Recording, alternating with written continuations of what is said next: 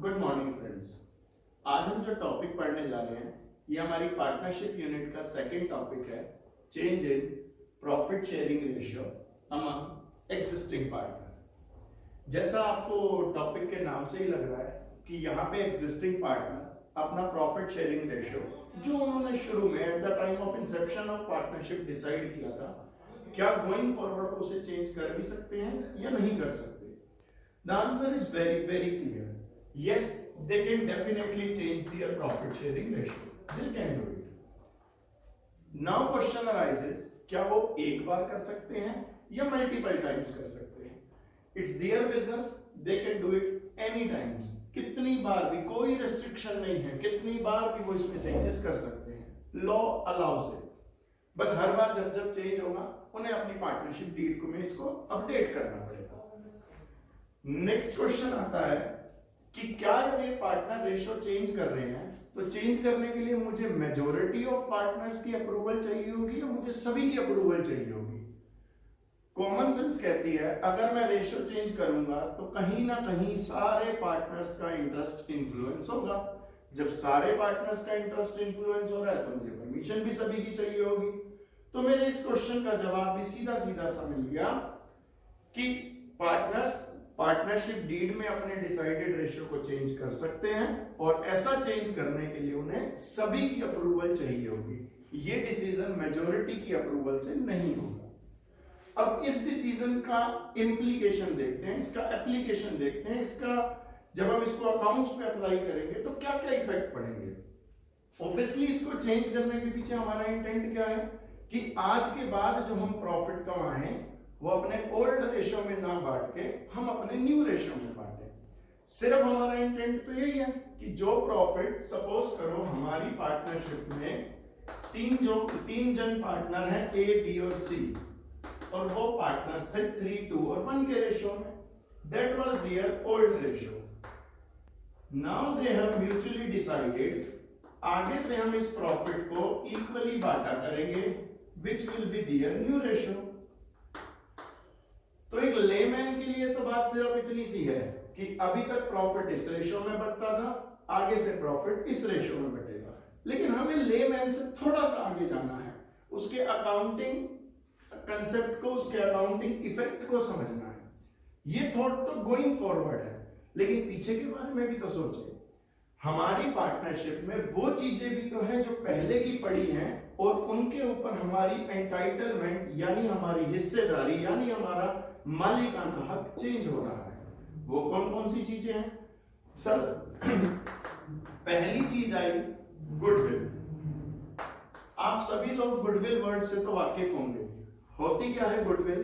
A reputation of business in the market, जिसकी वजह से वो बिजनेस अपने कॉम्पिटिटर से ज्यादा पैसे कमाता है या कमा सकता है. अब हमें ये जान के हैरानी होगी कि क्या गुडविल को भी पैसों में वैल्यू कर सकते हैं? डेफिनेटली गुडविल को भी पैसों में वैल्यूएशन किया जा सकता है. वो कैसे करते हैं वो हम इस वीडियो के आगे चल के बताएंगे. Second effect will be on their accumulated profits और losses. Now what do we mean by accumulated profit or losses? Accumulated word means आज तक के जुड़े हुए अनडिस्ट्रीब्यूटेड प्रॉफिट्स और लॉसेस. एक पार्टनरशिप जितने पैसे कमाती है एक साल में, जरूरी नहीं कि वो सारा का सारा पैसा अपने पार्टनर्स में बांट दे. कुछ पैसा वो फ्यूचर के लिए सेव भी करके चलते हैं, जैसे हम लोग भी अपनी डेली रूटीन की लाइफ में होते हैं. हमारे पेरेंट्स भी जितने पैसे कमाते हैं, क्या हमें ये कहते हैं कि बेटा महीने के एंड तक सारे खर्च हो जाने चाहिए, बचना कुछ भी नहीं चाहिए? नहीं. एक आम आदमी भी क्या कहता है, जो कमाओ उसमें से कुछ फ्यूचर की अननोन सिचुएशंस के लिए बचाओ, बाकी पैसे को बेशक यूज कर लो. तो उसी तरीके से जो हमारे पुराने जुड़े हुए पैसे हैं, उन पैसों को हम कैसे यूज करेंगे या उनके ऊपर हमारा मालिकाना हक जो चेंज होगा उसका क्या इफेक्ट डालेंगे, इसके बारे में भी हम आगे डिस्कस करेंगे. नेक्स्ट इसका इफेक्ट पड़ेगा हमारी बैलेंस शीट में अपीयर हो रही बाकी की एसेट्स और बाकी की लायबिलिटीज पे. क्योंकि आज से पहले वाली जो हमारी बैलेंस शीट है उसमें जो एसेट्स और लायबिलिटीज हैं उसमें हम मालिक थे हमारे ओल्ड रेशियो में. बट क्योंकि अब हम अपना रेशियो बदल रहे हैं तो कल ऑनवर्ड्स हम उसमें मालिक बन जाएंगे न्यू रेशियो के अंदर। तो ऑब्वियसली इस रेशियो का चेंज होने से किसी ना किसी पार्टनर को तो फायदा पहुंचेगा, लेकिन किसी ना किसी को तो नुकसान भी पहुंचेगा। फायदे वाला पार्टनर तो कहेगा कोई बात नहीं, अच्छी बात है, लेकिन नुकसान वाला। इसलिए हमें इनके इफेक्ट को, ये जो रेशियो चेंज करने का इफेक्ट इन आइटम्स पे पड़ा, उसको भी बराबर इक्वलाइज आउट करना पड़ेगा ताकि किसी के साथ भी अनफेयर ना हो। अब वो कैसे करेंगे, उसके लिए हम सबसे पहले शुरुआत करते हैं अपने इस टॉपिक से, गुडविल होती क्या है, इसे कैलकुलेट कैसे करते हैं, इसका फीचर क्या है, उसके बारे में हम अभी आपको बताते हैं।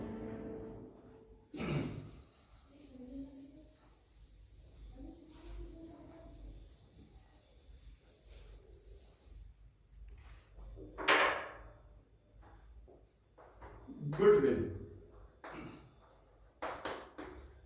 जैसा कि हम सभी लोग जानते हैं, goodwill means reputation of business in the market. एक बिजनेस की रेप्यूटेशन क्या है मार्केट में, कस्टमर उसे कितना लाइक और डिसलाइक करते हैं, उसे बोला जाता है गुडविल। नाउ हियर हमारा topic is can we value goodwill and what are the properties of this assets goodwill. सबसे पहला क्वेश्चन एक बच्चे के दिमाग में आता है कि सर गुडविल मेरे लिए इंटेंजिबल असेट्स है या गुडविल मेरी फिक्टिशियस असेट्स है। अब what is the difference between two intangible assets and fictitious assets? Both these features have one similarity and one major difference. What is the similarity between the two? दोनों की दोनों items ही, intangible भी fictitious भी, दोनों को ही हम touch नहीं कर सकते, हम सीन नहीं कर सकते, इनका कोई फिजिकल एग्जिस्टेंस नहीं है। लेकिन फिर डिफरेंस क्या है दोनों के बीच में? डिफरेंस ये है, इंटेंजिबल असेट्स को आप मार्केट में बेच सकते हो, फिक्टिशियस असेट्स को आप मार्केट में नहीं बेच सकते। तो क्योंकि गुडविल को हम पैसों में वैल्यू भी कर सकते हैं, इसको मौका आने पे, समय आने पे मार्केट में बेचा भी जा सकता है, hence we can say goodwill is an intangible assets, it is not a fictitious assets. अब कैसे बेचा जा सकता है गुडविल को? डेफिनेटली आप कभी हल्दीराम पे जाके यूं तो नहीं कह सकते ना कि भैया अपनी 1 किलो गुडविल पैक कर दो, वो तो नहीं possible. But goodwill can be sold at the time of sale of business itself. जब हल्दीराम वाला अपना पूरा का पूरा बिजनेस, अपनी पूरी की पूरी एम्पायर किसी को बेच रहा है, पूरा अपना हल्दीराम ब्रांड किसी को बेच रहा है, तो डेफिनेटली वो अपने सेटअप के, अपनी बिल्डिंग के, अपने फर्नीचर के, अपनी मशीनरी के, अपने आइटम्स के तो आपसे पैसे चार्ज करेगा ही करेगा, साथ ही साथ वो अपनी गुडविल के भी पैसे आपसे चार्ज करेगा, क्योंकि वो आपको अपना नाम बेच रहा है, वो आपको अपना कस्टमर बेस बेच रहा है, जिसकी वजह से लोग सीधा हल्दीराम पे आते हैं, सामान खरीदते हैं। उसके लिए he would require you extra money, that is goodwill. अब इसको कैलकुलेट कैसे करते हैं, वैल्यूएशन कैसे किया जाता है? तो सर गुडविल को कैलकुलेट करने के हमारे पास 3 मेथड हैं। First, average profit method. First one is average profit method. Second one, super profit method.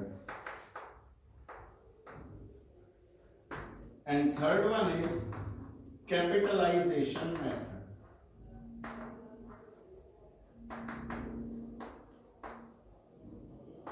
आप तीनों ही तरह से गुडविल का वैल्यूएशन कर सकते हैं।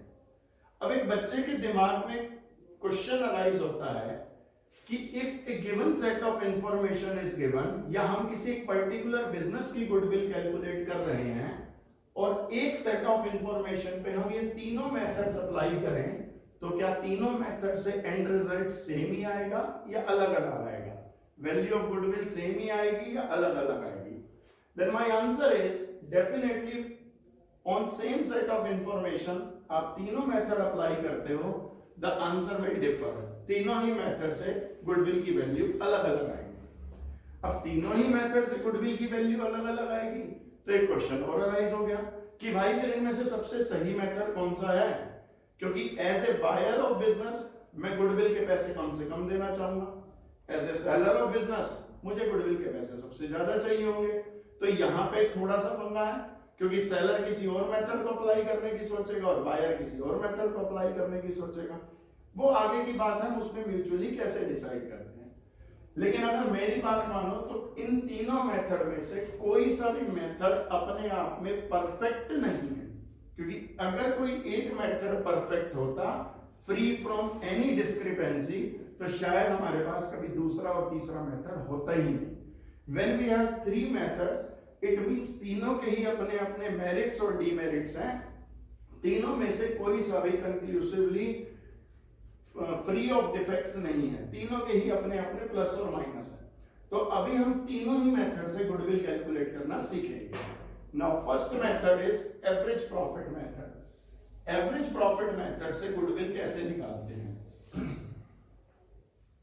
तो गुडविल निकालने का फॉर्मूला एवरेज प्रॉफिट मेथड से बड़ा सीधा सा है, which says average profits multiplied by number of years purchase. अब हमारे पास दो टर्म्स लिखी हुई हैं, पहली टर्म एवरेज प्रॉफिट, दूसरी term number of year purchase. इन दोनों टर्म्स का मतलब क्या है? एवरेज प्रॉफिट यानी हम किसी पर्टिकुलर ऑर्गेनाइजेशन जिसकी हम गुडविल कैलकुलेट करना चाह रहे हैं, उसके हम प्रॉफिट्स देखते हैं कि इन पास्ट ईयर्स उसने कितना कितना पैसा कमाया। क्योंकि भाई बड़ी सीधी सी बात है ना, किसी भी संस्था की मार्केट में गुडविल तो तभी क्रिएट होगी जब वो संस्था पैसे कमा रही होगी। अगर आप पैसे नहीं कमा रहे, लॉस में जा रहे हो, तो आपकी गुडविल होगी ही नहीं मार्केट के अंदर। तो इसलिए हम ये देखते हैं कि उसने प्रॉफिट्स कितना कमाया। बट दोस्तों ध्यान देने वाली बात है, हम खाली प्रॉफिट्स को नहीं देखते, हम एवरेज प्रॉफिट को देखते हैं। यानी पिछले कुछ साल का एवरेज निकालते हैं कि ऑन एन एवरेज कितने पैसे कमा रही थी। अब लॉजिक क्या है एवरेज निकालने के पीछे? भाई कोई एक पर्टिकुलर ईयर का अगर देखे, फॉर एग्जांपल मैं सिर्फ पिछले साल का देखूं 18-19, हो सकता है 18-19 में इंडस्ट्री में ही तेजी हो, जिसको हम कहते हैं बिजनेस बड़े राइज कर रहे हैं, इसलिए हो सकता है आपका प्रॉफिट अननेसेसरली हाई हो। अगर मैं 2 साल पीछे जाके देखूं 16-17 का, आप सभी बच्चों को याद होगा कि इस साल में नोटबंदी हुई थी। अब नोटबंदी हुई थी तो बिजनेस एक पर्टिकुलर टाइम फ्रेम के लिए लगभग लॉकडाउन हो गए थे, तो उस समय भी आपके प्रॉफिट पे इफेक्ट पड़ा होगा। तो हो सकता है उस साल का आपका प्रॉफिट बहुत कम आया। तो इस तरीके से किसी पर्टिकुलर ईयर के प्रॉफिट को कंसीडर ना करके हम कुछ ईयर्स का एवरेज ले लेते हैं, ताकि हम ये जान पाए कि ऑन एन एवरेज हमारा बिजनेस कैसे परफॉर्म कर रहा है। अब कभी कभी बच्चों के मन में प्रश्न उठता है, क्या हम एवरेज बिजनेस के इंसेप्शन से कमाए प्रॉफिट का भी ले सकते हैं आज तक का?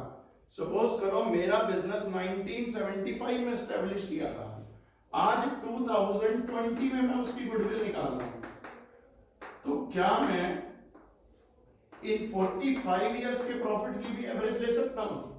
The answer will be no. Reason, the money value, जिसको हम इकोनॉमिक्स की भाषा में समझते हैं परचेजिंग पावर ऑफ मनी, पैसे से कितना और क्या क्या खरीदा जा सकता है उसकी वैल्यू।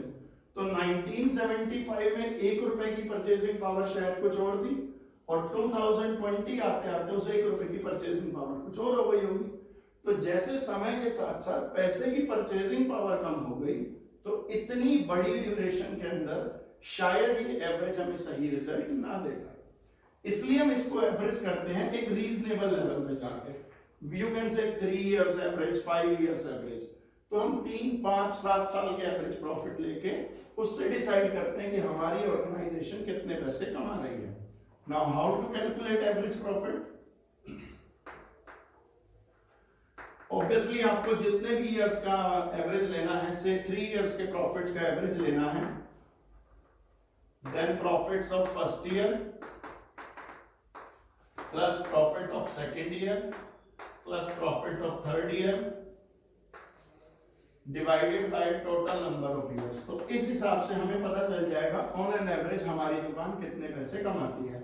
ये कोई नई चीज नहीं है, ये लोग आप अपने परसेंटेज निकालने में भी कैलकुलेट करते हैं। जैसे आप 12th के स्टूडेंट हैं, हमने आपसे पूछा आपका 11th में क्या स्कोर रहा, आप कहते हो सर हमारा स्कोर 90% रहा। इट डज नॉट मीन आपके हर सब्जेक्ट में 90 90 90 आए थे, किसी में आपका स्कोर डेफिनेटली 90 से ऊपर भी गया होगा, किसी में 90 से कम भी गया होगा। आपने सभी सब्जेक्ट का टोटल करा, divide by number of subject करा, you arrive at your average. वही लॉजिक है, nothing new in it. Now the second point is number of year purchase. ये होता क्या है number of year purchase? Sir एक बिजनेस के बायर बन के सोचते हैं, मैं कोई बिजनेस खरीदने जा रहा हूं, सपोज मैं हल्दीराम्स खरीदने जा रहा हूं, तो मैं देखता हूं आज के दिन में हल्दीराम ऑन एन एवरेज कितने प्रॉफिट कमा रहा है। सपोज करो एवरेज आया 5 करोड़ रुपए कि हल्दीराम एक साल में 5 करोड़ रुपए कमा रहा है। तो मैं ये देखता हूं अगर मैं चला चलाया हल्दीराम ना खरीदूं, चला चलाया हल्दीराम ना खरीदूं, बल्कि अपना सेम वैसा ही एक और बिजनेस सेटअप करूं, तो इस एवरेज प्रॉफिट के लेवल तक आने में मुझे कितना टाइम लग जाएगा? How many years I will take as a new business to arrive at the same level, जिस लेवल पे मेरा वो बिजनेस आज एग्जिस्टिंगली बैठा है जिसे मैं खरीदने की प्लानिंग कर रहा हूं। तो अगर मैं उसे खरीद लेता हूं तो मैं उतना टाइम गैप बचा लूंगा कि आज से शुरू करूं, इस लेवल तक आने में मुझे 2 साल 4 साल 5 साल लगे, उतना टाइम मैं बचा लूंगा। उस एवरेज को नाम दे दिया गया, उस टर्म को नाम दे दिया गया नंबर ऑफ ईयर परचेज। तो नंबर ऑफ ईयर परचेज सिर्फ एक एस्टिमेशन है कि जो बिजनेस आप खरीद रहे हो, इस बिजनेस जो आज एवरेज प्रॉफिट कमा रहा है, इसको हमें कमाने में कितना टाइम लगता। तो गुडविल निकालने का एवरेज प्रॉफिट मेथड से फॉर्मूला हो गया average profit into number of year purchase. This is the first method of calculating goodwill. आप ये फॉर्मूला राइट डाउन कर सकते हैं।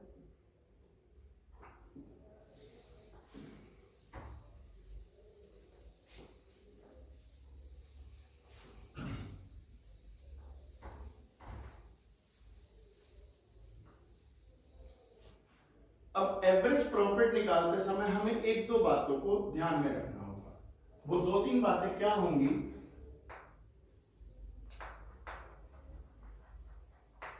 सपोज आपको किसी पर्टिकुलर ईयर के प्रॉफिट दे रखे हैं,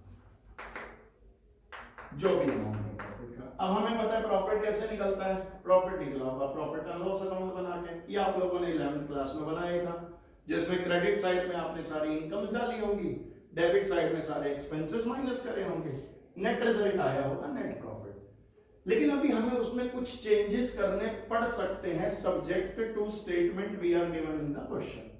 कैसी स्टेटमेंट होंगी? फॉर एग्जांपल एनी एक्सपेंस जो अभी तक नहीं होता था अब होगा, any expense which will accrue now, जो न्यू एक्सपेंस अब आएगा। फॉर एग्जांपल मैं मिस्टर ए का बिजनेस खरीदने जा रहा हूं, मिस्टर ए ने अपनी प्रॉपर्टीज का अभी तक कोई इंश्योरेंस नहीं करवा रखा था, तो वो रिस्क उठा रहे थे कि कल को भगवान ना करे कुछ मिस हैपनिंग हो जाए, कभी आग लग जाए, कभी अर्थक्वेक आ जाए, उनका बिजनेस डिस्ट्रॉय हो जाए, तो उनका बिजनेस की वैल्यू तो जीरो हो गई। लेकिन मैं कहता हूं सर मैं इतना रिस्क नहीं उठाऊंगा, मैं अपने बिजनेस का इंश्योरेंस कराऊंगा। अब इंश्योरेंस कराऊंगा तो डेफिनेटली मुझे इंश्योरेंस का प्रीमियम देना पड़ेगा, इंश्योरेंस का प्रीमियम भरूंगा यानी मेरे खर्चे बढ़ जाएंगे, खर्चे बढ़ जाएंगे तो कल इस बिजनेस से मेरी जेब में आने वाला प्रॉफिट रिड्यूस हो जाएगा। अब जब प्रॉफिट मेरी जेब में कम आएगा तो मैं गुडविल कैलकुलेट करते समय उस रिड्यूस्ड प्रॉफिट को लूंगा। तो इसलिए अगर आपको किसी पर्टिकुलर ईयर का प्रॉफिट गिवन है, उसमें से वो खर्चे जो अभी तक एक्रू नहीं हो रहे थे, अभी तक अराइज नहीं हो रहे थे, लेकिन अगर वो आने वाले समय में होंगे तो हम उन्हें भी डिडक्ट कर देंगे। इसी तरीके से अगर किसी पर्टिकुलर ईयर के प्रॉफिट्स में कोई एबनॉर्मल प्रॉफिट जुड़ा हुआ है, एबनॉर्मल प्रॉफिट, तो उसे भी हटा देंगे। Now the question arises what do we mean by abnormal profit? ये क्या चीज है क्या भला एबनॉर्मल प्रॉफिट? अब हमें पता है सर बिजनेस की कोर एक्टिविटी से कमाया जाने वाला प्रॉफिट नॉर्मल प्रॉफिट, हर वो प्रॉफिट जिसका बिजनेस की कोर बिजनेस एक्टिविटी से कोई लेना देना नहीं है बिकम्स एबनॉर्मल प्रॉफिट। एक एग्जांपल देता हूं, सपोज करो मैं वही हल्दीराम का मालिक हूं, अब मैं हल्दीराम का मालिक हूं, आपने मेरा प्रॉफिट एंड लॉस अकाउंट खोल के देखा, उसमें प्री एंड एल के क्रेडिट में लिखा था by profit on sale of furniture. मैंने अपना कोई फर्नीचर बेचा है, मैं 50 लाख रुपए का लाया था, डेप्रिसिएशन होके उसकी वैल्यू 30 लाख बच रही थी, लेकिन मेरे को कोई अच्छा कस्टमर मिला, मैंने वो सारा फर्नीचर 40 लाख में बेच दिया, तो डेफिनेटली मेरी 30 लाख की चीज 40 लाख की बिकी, मुझे 10 लाख का प्रॉफिट हुआ, वो मैंने अपने नेट प्रॉफिट में ऐड कर दिया। बट क्या ये मेरी रेगुलर बिजनेस एक्टिविटी का प्रॉफिट है? हल्दीराम की रेगुलर बिजनेस एक्टिविटी क्या है? स्वीट्स बेचना, स्नैक्स बेचना। क्या ये इनसे कमाया जाने वाला प्रॉफिट है? नहीं। जब इस नॉर्मल बिजनेस का प्रॉफिट नहीं है तो कॉमन सेंस कहती है कल जो मेरा हल्दीराम खरीदेगा उसे ये प्रॉफिट नहीं होगा, उसे ये प्रॉफिट नहीं होगा तो वो गुडविल निकालते समय मुझे इसके पैसे क्यों देगा? इसलिए अगर किसी साल के प्रॉफिट में कोई एबनॉर्मल या नॉन बिजनेस एक्टिविटी का प्रॉफिट एडेड है तो उस प्रॉफिट को माइनस कर दीजिएगा। इसी तरीके से अगर कोई एबनॉर्मल लॉस डिडक्टेड है, भाई एबनॉर्मल प्रॉफिट हो सकता है तो एबनॉर्मल लॉस भी तो हो सकती है ना। अब एबनॉर्मल लॉस कैसे? सपोज करो कि पिछले साल हमारे गोदाम में आग लग गई थी, आग लग गई थी और 5 लाख का माल डिस्ट्रॉय हो गया। ऑब्वियसली आपके लिए लॉस था, जैसे आपने +1 में सीखा भी है, हम उसको लॉस बाय फायर बना के प्रॉफिट एंड लॉस के डेबिट में डाल देते हैं, यानी नेट प्रॉफिट निकालते समय माइनस कर देते हैं। लेकिन फिर वही बात, कल जो मेरा बंदा बिजनेस खरीदेगा, क्या हर साल उसके गोदाम में आग लगेगी? क्या हर साल उसे इतने का लॉस होगा?